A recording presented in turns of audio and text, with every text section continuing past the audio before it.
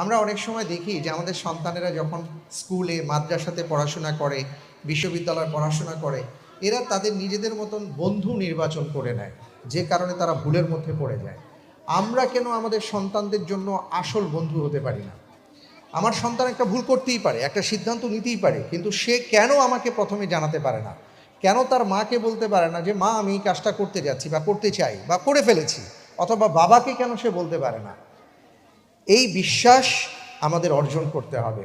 অনেক সময় সন্তান মনে করে যে ভয়ের ব্যাপারগুলো মা বাবাকে বলা যাবে না। কোনো অপরাধ করে ফেলেছি, এটা মা বাবাকে বলা যাবে না। কোনো সিদ্ধান্ত নিতে যাচ্ছি, এটা মা বাবাকে বলা যাবে না, এটা বন্ধুদেরকে বলবো। তো স্বাভাবিকভাবেই সে তার বন্ধু, তার যে বয়স, সেই বয়সের বন্ধুকে যখন সে জানায়, ওই বন্ধু তাকে কোনো না কোনো সমাধান দেয়।